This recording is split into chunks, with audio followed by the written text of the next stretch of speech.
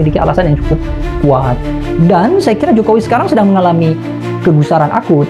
Misalnya saja Jokowi inisiatif untuk menyatakan secara vulgar 2029 Gibran Rakabuming Raka tetap bersama Prabowo Subianto, atau mulai memprovokasi untuk Prabowo Gibran 2 periode. Itu justru dari Jokowi, bukan dari Prabowo Subianto, meskipun setelah statement 29 kira-kira begitu. Itulah salah satu sinyal kenapa saya katakan sepertinya Jokowi sedang dihinggapi kegusaran yang sangat luar biasa itu tadi. Yang akut tadi. Betul, kira-kira begitu. Oke, nah bagaimana kemudian IPO membaca pernyataan? Kembali dari episode kali ini, kami akan berbincang terkait popularitas dari Partai Solidaritas Indonesia atau PSI yang ternyata tidak beranjak meskipun Presiden ke-7 RI Joko Widodo telah melakukan sejumlah rangkaian safari politik. Untuk membahas hal tersebut, alhamdulillah di studio sudah hadir narasumber kami. Langsung saja saya sapa Direktur Eksekutif Indonesia Political Opinion atau IPO, Dr. Deddy Kurniasah. Bang Deddy, terima kasih sudah hadir. Apa temuan IPO mengenai safari politik Pak Jokowi ini? Ya, yang pertama begini, Bang Margi, bahwa elektabilitas partai politik tetap didominasi oleh 8 parpol yang sekarang ada di parlemen. Kemudian Jokowi tidak terbukti atau belum terbukti memiliki daya ungkit terhadap PSI. Sementara dalam beberapa waktu terakhir Jokowi sudah melakukan deklarasi berjanji keliling Indonesia untuk mendukung PSI, tapi PSI tetap berada pada sisi suara yang kecil, bahkan hanya 1,9%. Dalam konteks itu saya kira di 2029 kalau situasinya masih sama begitu ya, maka PSI terancam tidak lolos di 2029, kecuali kalau ada operasi khusus atau ada cara-cara yang mungkin ya dalam waktu yang instan, itu bisa saja terjadi. Tetapi apakah itu kemudian bisa terrealisasi atau tidak, ya bergantung bagaimana pemilu itu dilaksanakan. Kalau pemilu dilaksanakan secara terbuka, kemudian dengan kondisi PSI yang semacam itu, saya kira bukan tidak mungkin, tetapi saya kira akan berat sekali untuk bisa lolos. Oke. Ketika Jokowi berkuasa pun sebenarnya tidak terlalu signifikan pengaruhnya ya, apalagi hari ini. Nah, ini yang menarik ya. Jokowi itu dalam beberapa skema di survei, salah satunya misalnya apakah ada potensi kecenderungan publik dalam memilih itu dipengaruhi oleh tokoh-tokoh referensial misalnya. Dan Jokowi masuk dalam kategori tokoh yang mereferensikan itu, bersanding dengan Megawati Soekarno Putri, Susilo Bambang Yudhoyono, Yusuf Kala. Jokowi tidak memiliki pengaruh yang cukup besar. Hasilnya kita bisa lihat bahwa Gibran pada saat survei di pra pemilihan presiden, elektabilitasnya rendah sekali. Nah, tentu menang iya, tapi itu di luar nalar survei karena mungkin ada faktor Prabowo Subianto dan yang lain-lain. Termasuk PSI juga. PSI di 2019 hanya 1,9%, lalu kemudian naik 1% di 2024 menjadi 2,8%. Tapi yang perlu menjadi catatan adalah Jokowi berkuasa di 2024, kemudian juga waktu itu banyak wacana, misalnya ya salah satu lembaga penegakan hukum di Indonesia ikut terlibat dalam proses kampanye, proses distribusi iklan PSI begitu, tapi PSI tidak lolos di 2024. Nah, menariknya adalah apakah betul tidak lolos karena memang faktor pemilihnya yang rendah, atau tidak lolos karena pengkondisian supaya tidak mencolok adanya operasi-operasi khusus yang seharusnya memenangkan PSI. Nah, itu saya kira perlu penelusuran lebih lanjut. Kenapa? Karena semua yang di endorsement Jokowi pada saat Jokowi berkuasa hampir semuanya berhasil. Kita bisa lihat misalnya bagaimana wali kota Surakarta Gibran Rakabuming Raka waktu itu dengan polemik dan segala macamnya menumbangkan lawannya bahkan sebelum pemilihan, sehingga Gibran bisa lolos dengan, saya katakan, sangat mudah. Kenapa? Karena tidak memiliki lawan yang sepadan. Itu satu.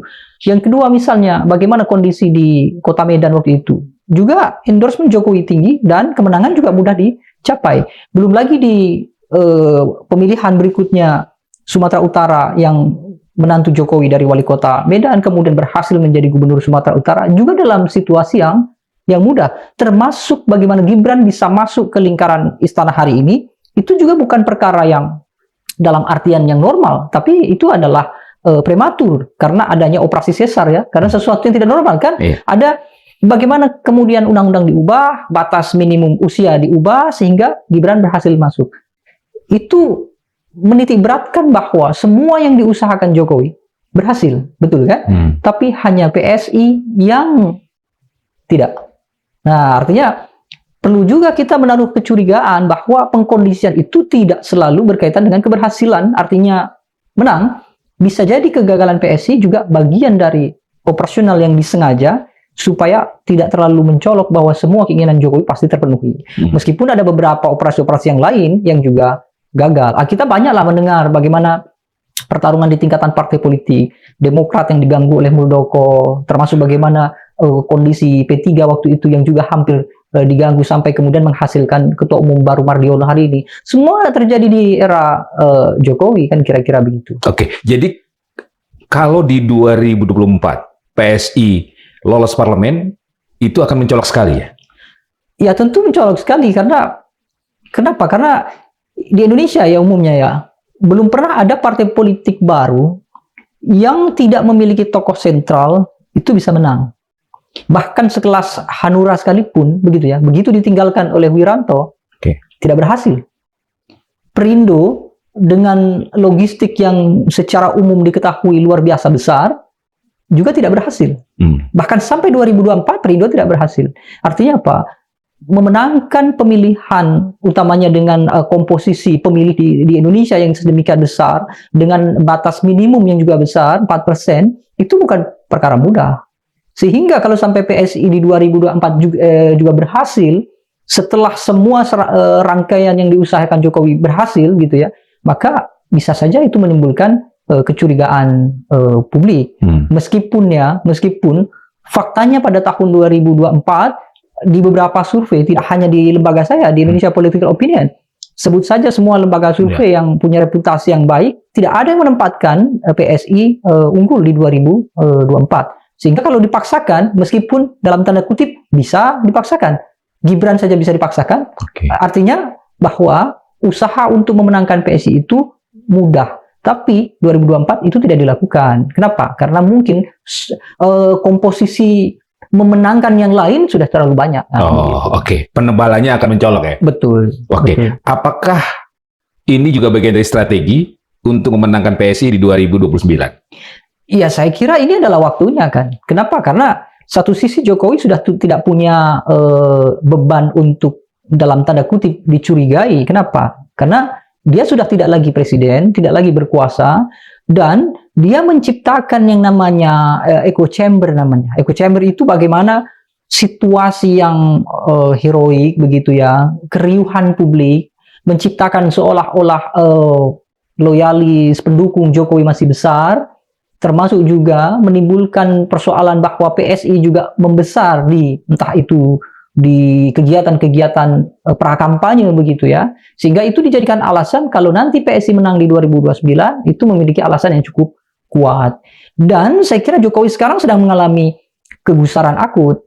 Misalnya saja Jokowi inisiatif untuk menyatakan secara vulgar 2029 Gibran Rakabuming Raka tetap bersama Prabowo Subianto, atau mulai memprovokasi untuk Prabowo Gibran 2 periode. Itu justru dari Jokowi, bukan dari Prabowo Subianto. Meskipun setelah statement itu keluar, beberapa tokoh penting di Gerindra menolak, termasuk Titi Soeharto juga menyatakan, tidak ada pembicaraan soal Prabowo Gibran di 2029.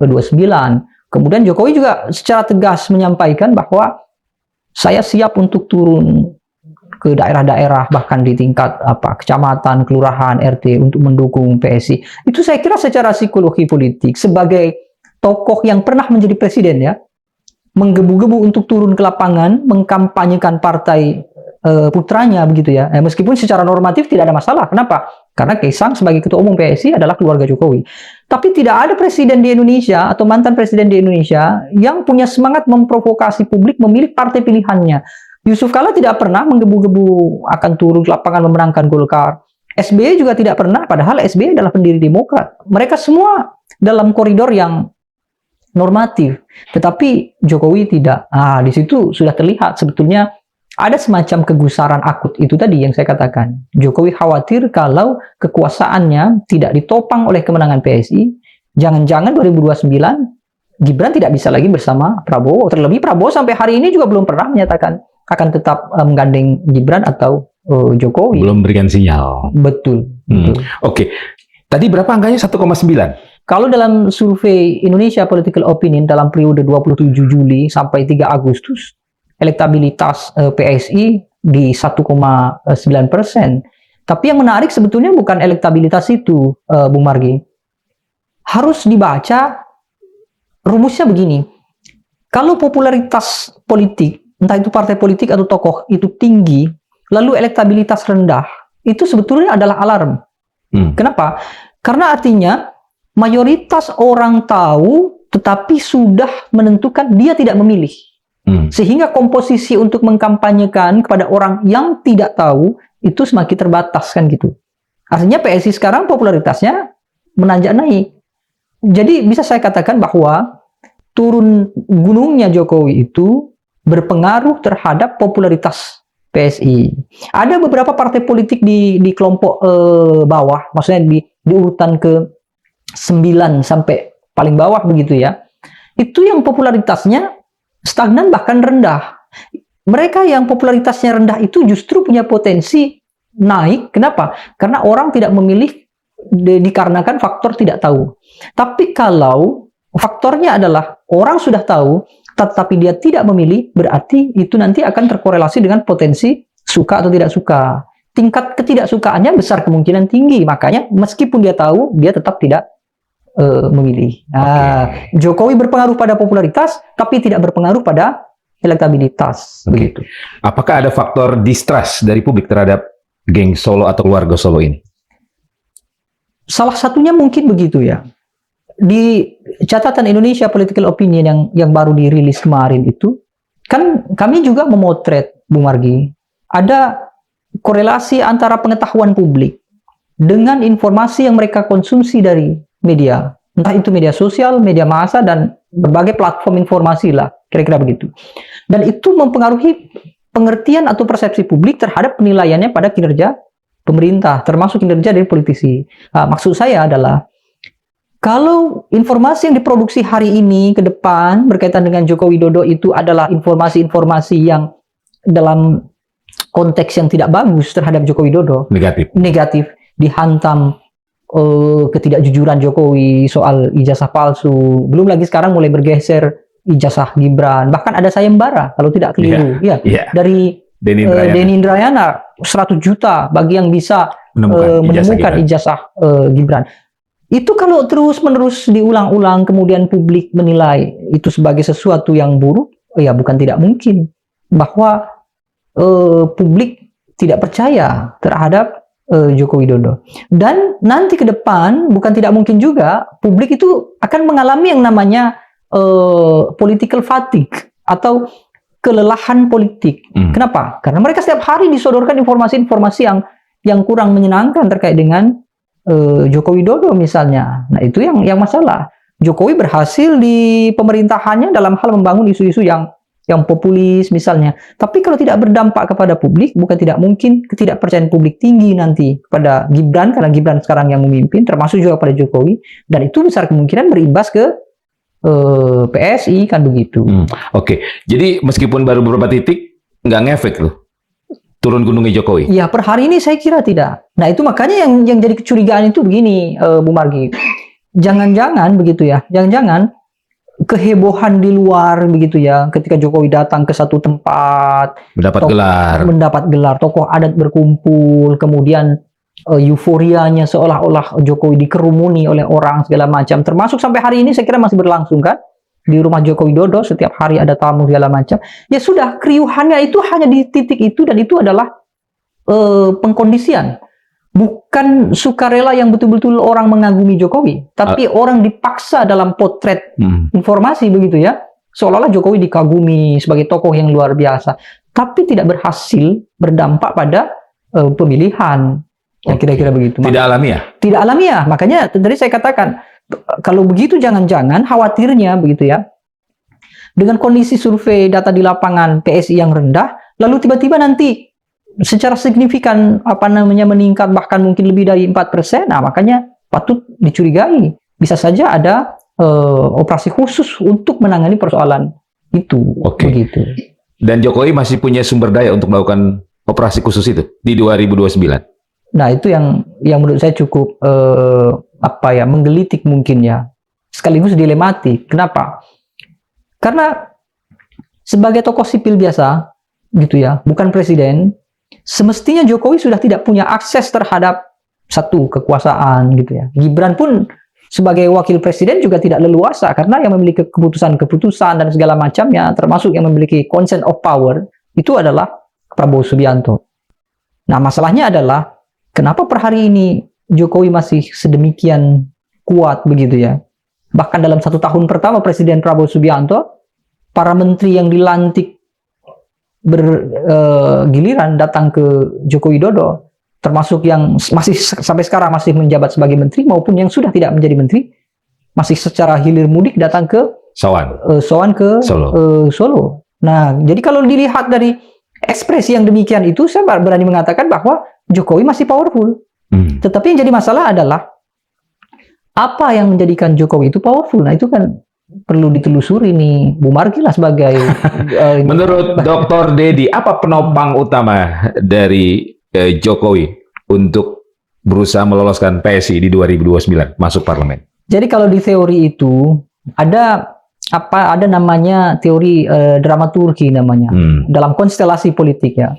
Apalagi kita bicara soal politisi Jawa begitu ya. Ini Jawa bukan kategori suku atau rasis ya, tapi dalam kategori karakter atau ketokohan begitu ya. Jadi antara panggung depan, lalu ada panggung tengah, lalu kemudian ada panggung belakang, itu selalu bertolak belakang. Tetapi antara depan, tengah, dan belakang itu berkaitan. Nah, maksud saya adalah bisa saja ketika Joko Widodo berkuasa rentang 2014 sampai 2019, kemudian 2019-2024, beliau sudah membentuk jejaring kekuasaan dari dalam, begitu ya. Sehingga begitu beliau tidak lagi menjadi presiden, cangkangnya masih kuat. Dan orang-orang semacam ini besar kemungkinan tersandra, entah itu karena faktor hukum, entah itu karena faktor janji kekuasaan, atau mungkin ada hal yang mungkin belum selesai dalam kontrak politik dengan Joko Widodo. Nah, itu besar kemungkinan masih terjadi. Nah, melucuti kekuasaan Joko Widodo itu sebetulnya ya secara gambaran dalam teori kekuasaannya itu sebenarnya mudah. Salah satunya adalah dengan melucuti semua loyalis Joko Widodo yang sekarang ada di kekuasaan. Kalau Presiden Prabowo Subianto misalnya ingin menjadikan Joko Widodo sebagai tokoh yang netral, tanpa intervensi, tidak punya akses untuk menyentuh ruang kekuasaan Prabowo Subianto, ya semua tokoh-tokoh loyalis Joko Widodo harus habis. Termasuk Kapolri? Ya semuanya. Ya Kapolri, ya para menteri-menteri yang misal dari PSI, loyalis-loyalis atau tim kampanyenya Joko Widodo di 2014, di 2019, begitu ya. Atau porsinya dikurangi. Meskipun sekarang kita sudah bisa melihat bagaimana simbol-simbol yang diciptakan oleh Presiden Prabowo Subianto itu sebenarnya sudah menunjukkan bahwa secara perlahan Presiden Prabowo Subianto ingin melucuti kekuasaan Jokowi, tapi masih dalam tahapan yang simbolistik. Misalnya? Tidak pernah kita lihat Prabowo Gibran melakukan kerja bersama. Gitu ya, itu satu. Bahkan yang paling terbaru adalah bagaimana Gibran tidak lagi berada di samping Prabowo Subianto dalam kondisi formal sidang rapat. Nah, itu menurut saya sudah menjadi simbol. Responnya adalah atau korelasinya dengan isu lain adalah itu dilakukan oleh Prabowo Subianto di saat Joko Widodo gencar mengkampanyekan PSI. Di saat Joko Widodo menyatakan bahwa Prabowo Subianto tetap bersama Gibran, atau Joko Widodo menyatakan Prabowo Gibran 2 periode misalnya. Respon Prabowo Subianto menurut saya dingin sekali kan? Bahkan itu tadi yang tadi saya sebutkan, beberapa tokoh Gerindra justru menolak secara terang-terangan. Belum dibahas lah, misalnya kita lihat nanti. Itu kan dalam artian bahwa Gibran tidak ada dalam agenda politik Prabowo Subianto untuk hari ini dan 2029, kira-kira begitu. Itulah salah satu sinyal kenapa saya katakan sepertinya Jokowi sedang dihinggapi kegusaran yang sangat luar biasa itu tadi. Yang aku tadi. Betul, kira-kira begitu. Oke. Nah, bagaimana kemudian IPO membaca pernyataan dari Kaisang, sang ketum PSI, yang sudah deklar akan nyalek di 2029. Ya, saya kira semua partai politik, semua ketua umum partai politik pasti akan begitu. Meskipun sekarang kita bisa baca hal yang menarik adalah Kaisang memilih daerah pilihan yang dimana di situ adalah kekuasaannya Puan Maharani dari dapilnya Puan Maharani PDIP. Kalau itu saya kira tidak bisa dijadikan gambaran peperangan terbuka, Bu Margi. Kenapa? Karena wilayahnya kan wilayah legislatif ya. Artinya dibatasi oleh kuota maksimal. Dalam artian maksimal itu hanya dibatasi oleh kuota mendapatkan 1 kursi, kan begitu kira-kira kan? Artinya walaupun itu adalah kekuasaan PDI Perjuangan, lalu Gibran masuk, bukan berarti kemudian ketika Gibran nanti menang, PDIP jadi kalah. Di daerah itu tetap saja bisa dua-duanya. Bisa jadi yang kalah malah yang lain. Karena Puan Maharani sebagai gajah sudah dipakai PSI ya. Nah, kita gunakan contoh lain. Puan Maharani sudah menjadi banteng di situ, lalu datang gajah yaitu Kaisang. Ketika dua-duanya ini bertarung, yang habis tentu bukan mereka. Nah, tentu yang kecil-kecil kan. Tetapi secara proyeksi, apakah Gibran bisa lolos dalam minimum suara di DPR RI dari dapil itu? Ya, Kaisang. Kaisang bisa lolos di dapil itu? Bisa. Sepanjang PSI-nya secara nasional menang sama batas. Begitu. Apakah pernyataan Kaisang yang firm nyalek itu bisa menjadi kode bahwa PSI harus lolos parlemen? Ya, itu pasti. Bahkan tidak hanya di 2029, dari 2024 juga PSI pasti sudah menargetkan dia lolos. Makanya sampai mengkampanyekan hal-hal yang kadang-kadang tidak rasional. PSI menang BPJS gratis itu kan tidak rasional. Kenapa? Karena soal gratis tidaknya layanan publik bukan kewenangan DPR, kan begitu. Itu adalah kewenangannya eksekutif. Tapi itulah PSI yang memang paling sering di antara partai-partai yang lain gemar sekali menciptakan atau memunculkan gimmick-gimmick politik, kan begitu. Kalau kemudian sekarang ada pernyataan itu Kaisang nyalek, kemudian PSI harus menang, loh iya pasti harus menang. Tapi yang jadi masalah adalah how to win-nya. Bagaimana PSI bisa menang dalam konteks yang minimal per hari ini ya, dijelaskan dalam lembaga survei, posisinya masih di luar 8 besar atau di luar dari 4%. Bahkan kalau kita mau catat dari 2019, dari 1,9%, 2024 berarti 5 tahun. Naik 1% menjadi di 2,8% di 2024. Kalau diambil rata-rata atau diambil misalnya ada peningkatan yang signifikan, 2 kali lipatnya saja misalnya sejak 2019, 2029 sebetulnya PSI baru hampir menyentuh 4%. Itu kalau dalam situasi yang betul-betul mereka intens begitu ya. Kenapa? Karena terbukti 2019-2024 dalam konteks 5 tahun mereka naik 1% dari 1,9 menjadi 2,8. Dan ada tambahannya, pada saat itu Jokowi berkuasa sebagai presiden. Belum lagi kita dengar bagaimana iklan-iklan PSI dan segala macam yang dibantu oleh kepolisian. Boleh dicek di berita ya. Saya tidak dalam konteks menuduh. Artinya dengan operasi khusus semacam itu saja gitu ya, ya PSI tetap segitu. Apalagi hari ini dengan konteks yang Jokowi bukan lagi presiden, tidak bisa mengerahkan, tidak bisa dalam artian yang normatif ya, tidak bisa menggerakkan siapapun untuk bisa membantu PSI kecuali kader-kader PSI dan Jokowi sendiri.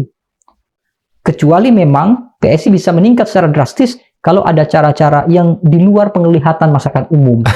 Kira-kira begitu. Operasi khusus tadi itu ya? Iya. Jadi kalau kita bicara secara alamiah, dengan elektabilitas hari ini 1,9, hampir mustahil lolos parlemen 2029 PSI ini. Ya, baru di tahapan sulit untuk dijelaskan. Atau kalau itu bisa tercapai, saya kira sangat luar biasa. Kalau bicaranya dalam konteks yang normatif. Dan itu kalau kita bandingkan dengan partai politik yang sudah lebih dulu ada, kira-kira begitu. Partai Amanat Nasional misalnya kurang hebat apa Amin Rais dalam memperjuangkan, belum lagi tokoh-tokohnya sekarang banyak di kabinet. PAN itu salah satu partai yang seharusnya potensial. Kenapa? Dia punya menteri desa yang jangkauannya langsung ke masyarakat desa. Sekarang ketua umumnya adalah Menko Pangan yang sedang populer karena Oke. berurusan dengan yang paling penting Oke. di tingkat pemilih. Belum lagi partai-partai yang lain, PKS dengan basis yang sangat loyal, PKB yang juga sudah mulai beranjak naik. Itu saja peningkatannya pada setiap periode pemilu itu juga tidak signifikan. PDI Perjuangan saja, partai yang sudah kokoh dengan Megawati sebagai ikon yang luar biasa dan loyalis kadernya yang luar biasa, berhasil mengalami penurunan. Artinya apa? Publik Indonesia sebetulnya setengahnya sudah rasional. Meskipun rasionalitas pemilih di Indonesia belum dikaitkan dengan rasional menentukan nasib ke depannya. Mereka hanya rasional soal partai ini layak dipilih atau tidak. Oke. Bang Deddy, kalau memang ada operasi khusus yang dilakukan untuk memenangkan PSI di 2029, apakah Pak Prabowo akan mendiamkan? Saya kira tidak ya.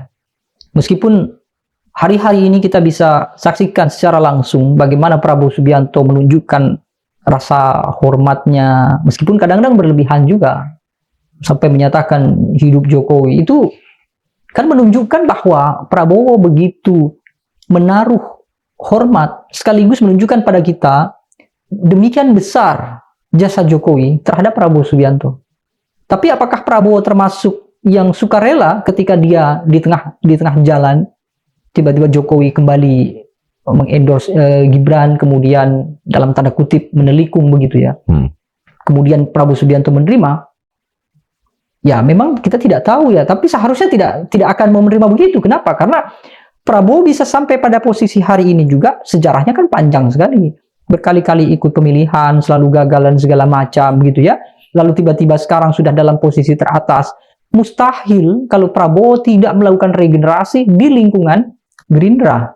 Tiba-tiba dia hanya merasa bahwa saya sudah berhasil menjadi presiden, ya sudah saya kembalikan lagi ke Jokowi. Saya kira nonsens lah, tidak mungkin. Terlebih di Gerindra, banyak tokoh-tokoh yang potensial muncul. Meskipun mereka bukan dari lingkaran keluarga Prabowo Subianto. Ya ada satu mungkin ya, Titik misalnya ya. Tapi apakah itu yang di-endorse Prabowo Subianto untuk menggantikannya? Ya kita belum tahu. Artinya tidak hanya Prabowo, Gerindra sebagai partai penguasa juga tidak akan diam saja. Ya, itu kalau salah Pak Jokowi melakukan operasi khusus untuk memenangkan atau membesarkan PSI. Ya, itu salah satu faktor penentu bahwa selain Prabowo Subianto mungkin tidak akan mau kekuasaannya dia, dalam artian dia menjadi presiden, lalu dia menyaksikan bagaimana politik didikte oleh satu orang di luar Gerindra gitu ya.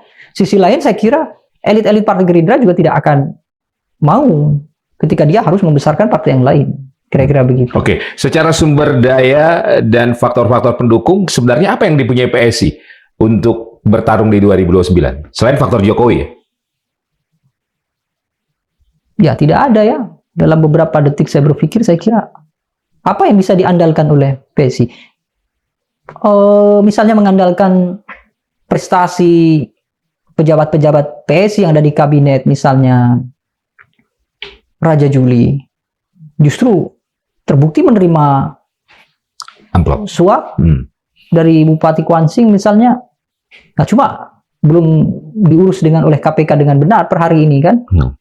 Artinya publik tidak mungkin menyatakan bahwa Raja Juli sebagai simbol PSI lalu diterima publik. Walaupun dia belum terbukti di pengadilan sebagai koruptor, tapi punya potensi dia korup kan begitu. Siapa lagi misalnya? Giring Ganesa misalnya. Saya kira juga tidak cukup mampu bisa mewakili keberadaan PSI sebagai partai politik yang bisa memenuhi harapan publik. Ketum? Ya apalagi Kaisang. Apa yang mau dilihat dari Kaisang dari perspektif politik dan kekuasaan sekarang? Tokoh berpengaruh bukan? Ini di luar dia sebagai putranya Joko Widodo. Tokoh berpengaruh bukan, ya kan? Kalaupun dia berpengaruh, pernah telepon Prabowo Subianto dalam forum resmi, ya Prabowo melihatnya sebagai putra Jokowi. Tapi siapa Kaisang tanpa Jokowi? Kan kira-kira begitu. Kemudian beberapa politisi partai lain kan sudah eksodus nih. Ya kan ada beberapa nama, ada Ahmad Ali dan Ahmad Ali saja tidak berhasil memenangkan pemilihan gubernur, sudah didukung oleh Nasdem, partai yang besar. Artinya reputasi Ahmad Ali sendiri ketika dia di Nasdem tidak terbukti punya basis massa dan tidak terbukti dipercaya oleh publik. Apalagi sekarang ketika dia di PSI itu kan lebih dilematis juga, kira-kira begitu. Artinya bahwa faktor tokoh itu hanya salah satu pendorong. Kenapa kemudian partai politik itu dipilih oleh publik? Karena melihat sosok di baliknya. Demokrat kalau tidak ada SBY juga mungkin sudah tumbang, kira-kira begitu ya. Oke. Tapi sekarang sudah mulai dibangun oleh AHY. Kemudian publik juga melihat bahwa AHY sebagai sosok yang mulai bisa dipercaya, begitu ya. Sehingga Demokrat juga dalam catatan survei Indonesia Political Opinion mengalami lonjakan yang luar biasa mendekati Partai Golkar. Golkar sendiri sudah terbukti banyak tokoh-tokoh yang memang dipercaya oleh kekuasaan juga oleh publik. Ada Airlangga Hartarto. Bahkan ini menarik, Bung Margi. Saat Menteri SDM Bahlil Lahadalia sebagai Ketua Umum Golkar, gitu ya, dicibir dengan lagu MBG, begitu ya, dikritik karena distribusi gas dan lain-lain. Ternyata diapresiasi oleh publik. Dianggap punya potensi atau dijadikan sebagai faktor orang menilai pemerintahan Presiden Prabowo baik-baik saja karena ada Bahlil. Jadi sebenarnya apa magnet PSI hari ini?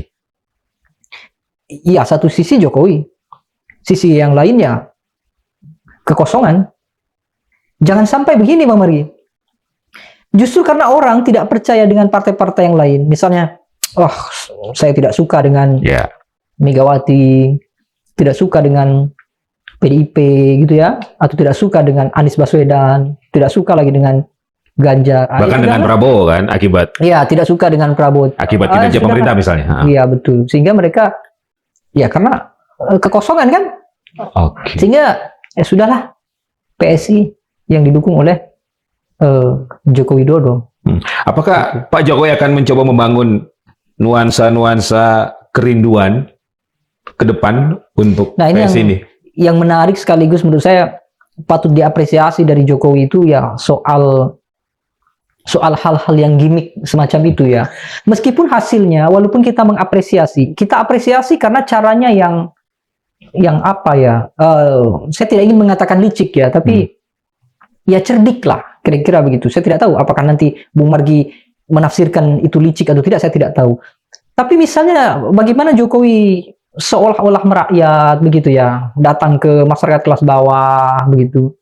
Simbol-simbol kampanyenya juga atau sosialisasinya juga misalnya sekarang melibatkan tokoh adat, yang hal-hal yang tradisional. Karena masyarakat kita mayoritas memang tradisional. Dia berhasil untuk menentukan posisi tawarnya dia di kelompok yang tradisional itu. Bukan tidak mungkin kelompok tradisional itu akan memilih PSI karena faktor merasa Jokowi adalah kelompok masyarakat tradisional. Kalau kemudian dibandingkan dengan nanti misalnya 2029 yang muncul, Prabowo Subianto jelas elit, Anies Baswedan jelas intelektual, Ganjar Pranowo tidak begitu down to earth misalnya.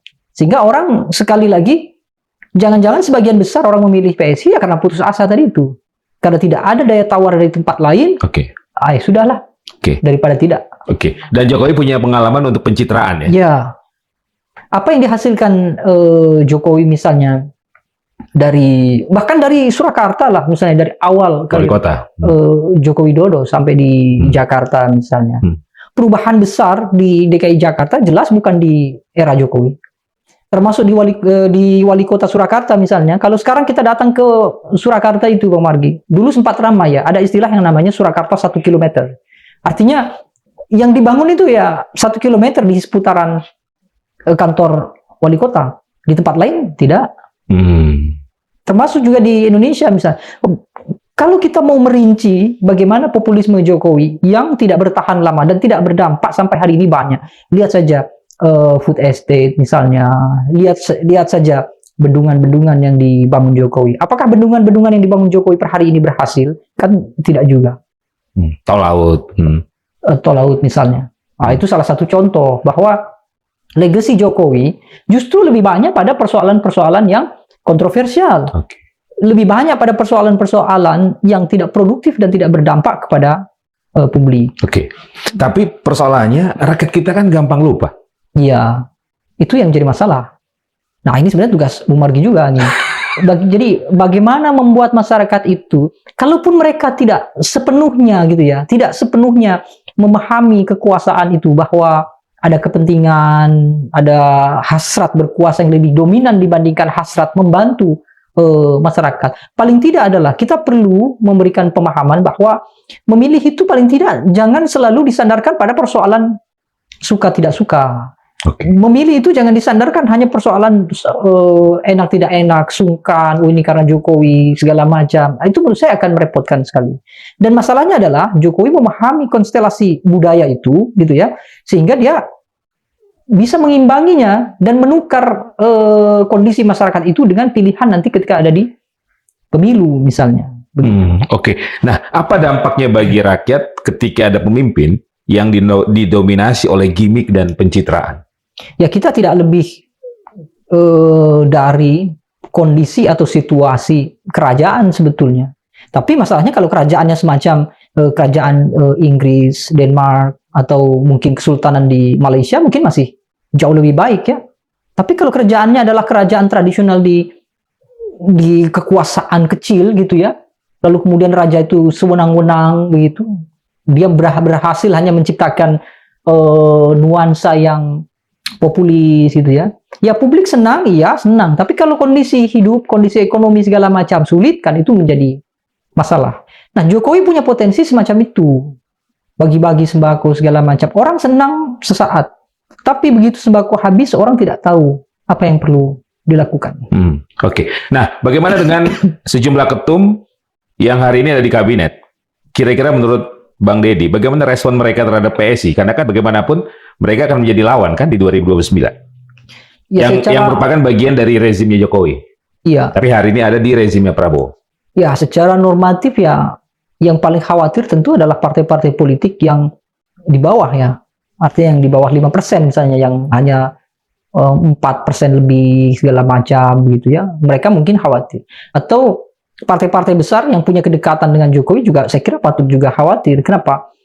Kalau mereka sekarang sibuk kerja untuk apa? Untuk kabinet begitu ya, sehingga melupakan konsolidasi di tingkatan bawah, lalu kemudian PSI melakukan kerja di bawah terus-menerus sampai 2029, ya bukan tidak mungkin suara-suara partai-partai yang sekarang lolos di parlemen juga tergerus.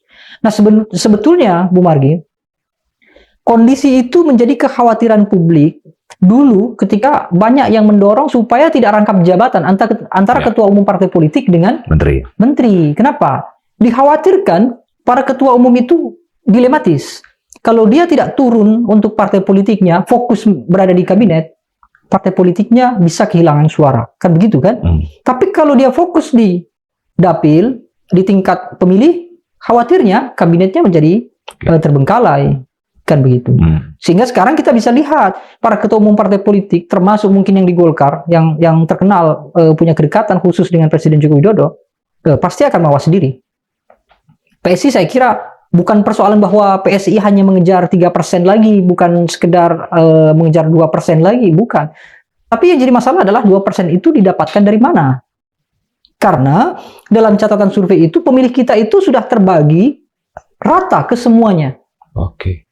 Sebagian yang mereka tidak tertarik memilih, sebagian yang tertarik memilih itu sudah terdistribusikan ke semua partai politik. Bahkan termasuk partai politik yang tidak lolos ke parlemen. Mereka bertarung untuk parlemen di daerah. Artinya ketika PSI nanti naik, kan dia akan mengambil porsi-porsi suara yang punya loyalis dari Joko Widodo. Nah, yang jadi catatan adalah dalam catatan survei Lipo itu, mereka yang loyal terhadap Joko Widodo itu justru yang terbesar itu sekarang bermukim pada partai-partai yang besar. Ada sebagian di PDI Perjuangan, ada di Golkar misalnya, termasuk ada di PKB, begitu. Oke. Nah, PSI kan selalu menonjolkan Jokowi. Sementara hari ini ada Gibran yang menjabat sebagai wakil presiden. Betul. Biasanya partai politik kan memainkan atau akan memanfaatkan kader-kader mereka yang ada di kekuasaan. Nah, PSI tidak melakukan itu. Ada analisa apa nih dari Bang Deddy? PSI tidak melakukan apa? Tidak memainkan Gibran, memanfaatkan Gibran. Ya satu sisi mungkin karena memang Gibran di dalam struktur partai politik dia tidak ada di PSI. Iya. Nah, yang menarik memang sama Pak Jokowi juga tidak kan hanya pembina aja kan? Iya. Kenapa tidak sekaligus begitu ya? Jokowi secara vulgar sampaikan saja ada di PSI, Gibran ada di PSI. Ya mungkin ini satu sisi bagian dari strategi. Dan publik kan tahu bahwa Ya. PSI kan itu ya keluarga Solo kan. Betul. Bisa saja ini adalah bagian dari kesadaran Joko Widodo terkait dengan kondisi PSI yang memang belum dipercaya oleh publik. Bisa dibayangkan kalau misalnya Gibran juga masuk ke PSI, termasuk Bobi Nasution masuk ke PSI, dalam situasi PSI yang belum mendapatkan kepercayaan publik, justru bisa berdampak ke mereka. Itulah kenapa lebih aman lagi memang Gibran dalam situasi yang netral. Menjaga jarak dengan PSI, sekaligus itu sebagai simbol bahwa Gibran masih cukup loyal terhadap ya Gerindra mungkin ya, termasuk juga loyal terhadap Presiden Prabowo, supaya dia tidak terlihat sebagai musuh Prabowo Subianto secara dini.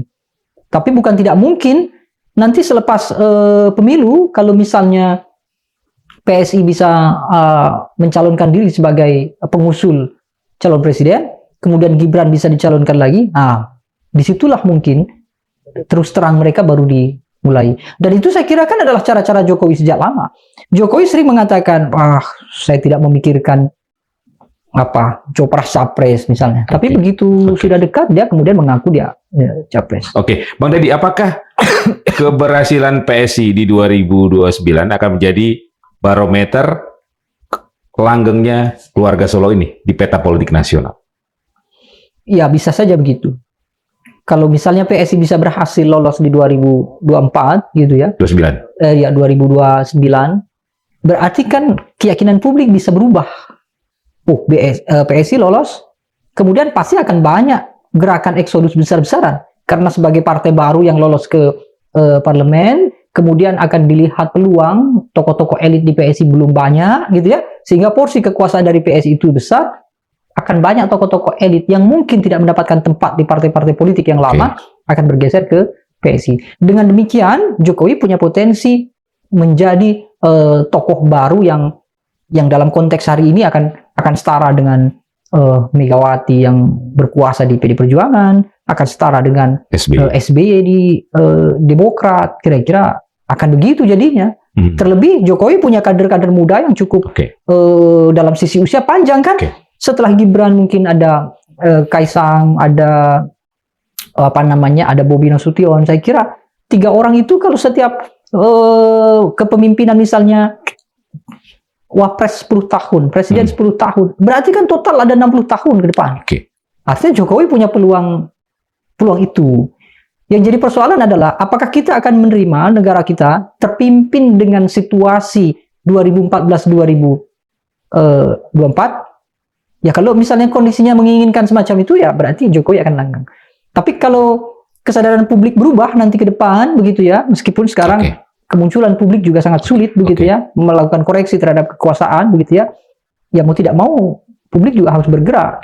Bukan persoalan kita memprovokasi atau mengkampanyekan anti Jokowi, bukan. Tapi kita sedang mempromosikan bagaimana negara itu berjalan sesuai dengan proses regenerasi yang benar, kira-kira begitu. Bukan regenerasi yang dikondisikan oleh 1-2 orang yang kebetulan punya kekuasaan. Jadi peluang untuk lolos parlemen 2029 sangat kecil sekali PSI ini ya? Per hari ini saya kira belum memungkinkan. Kecuali ada operasi khusus? Kecuali ada operasi gaib. Operasi gaib? Ya, operasi tersembunyi. Operasi tersembunyi. Yang tiba-tiba diumumkan menang, itu lain soal. Operasi khusus atau operasi gaib ini apa misalnya? Apa misalnya yang pernah terjadi dan dilakukan? Ya, mungkin misalnya yang terlihat adalah contohnya adalah Gibran Rakabuming Raka bisa menjadi cawapres. Sekarang kan sudah mulai terbuka kan, tanpa kejelasan ijazah, di mana ijazah itu sebagai salah satu syarat administratif untuk bisa mencalonkan diri sebagai capres dan juga cawapres. Perubahan konstitusi meloloskan Gibran Rakabuming Raka untuk menjadi cawapres, itu salah satu operasi khusus yang terlihat. Operasi khusus yang tidak terlihat bisa kita lihat di pencalonan Gibran di Wali Kota Solo. Bagaimana mungkin Surakarta di PDI Perjuangan sebagai partai yang mapan di sana, tokoh-tokoh kota yang cukup populer, banyak begitu ya, tokoh berpengaruh, termasuk tokoh politisi senior, tiba-tiba hilang. Sehingga hanya memunculkan Gibran dengan lawan yang tidak sepadan. Atau misalnya di wali kota Medan misalnya, Oke. yang bukan kader partai, Oke. hasil tempaan partai politik, tidak pernah memimpin kota, tiba-tiba muncul karena faktor ayahanda berkuasa. Nah, itu contoh yang tidak, Oke. operasi gaib yang tidak terlihat. Oke. Jadi menurut Bang Deddy, Pak Jokowi sudah berpengalaman untuk melakukan operasi Sangat khusus dan operasi gaib tadi. sangat berpengalaman. Bahkan dalam yang tidak mengacu pada aktivitas politik secara langsung, misalnya kita bisa lihat di SMK misalnya, mobil SMK misalnya, sampai hari ini masih gaib bahkan. Tapi itu terbukti punya daya dorong terhadap Oke. kekaguman publik, sehingga publik melihat bahwa sosok ini sebagai Oke. pemimpin. Oke. Dan Pak Jokowi punya potensi akan melakukan yang sama untuk PSI Ya, di 2029. saya kira karakter orang akan sulit diubah. Sekali dia punya karakter manipulatif, dia akan tetap akan melakukan manipulasi. Begitu. Apalagi ini untuk anak, untuk keluarga begitu ya. Ya, dan jangan-jangan kalau kita dalam posisi itu juga, ya kita tidak akan begitu. Iya. Oke, baik. Bang Deddy, terima kasih sudah Sama-sama. hadir di Madilab. Bu Margi. Sobat Madilab, demikian tadi perbincangan saya bersama Direktur Eksekutif dari Indonesia Political Opinion atau IPO, Dr. Deddy Kurniasa, mengenai nasib PSI di 2029, meskipun Presiden ke-7, Joko Widodo sudah melakukan sejumlah safari politik di berbagai daerah, namun faktanya hari ini, dari hasil survei terbaru IPO, elektabilitas dari Partai Solidaritas Indonesia atau PSI berada di posisi 1,9%. Ini angka yang sulit untuk memenangkan pemilu legislatif pada tahun 2029, kecuali ada operasi khusus atau operasi gaib. Bahasa Dr. Deddy Kurniasa. Semoga bermanfaat. Saya Margi Sari pamit. Wassalamualaikum warahmatullahi wabarakatuh. Terima kasih Bang Deddy.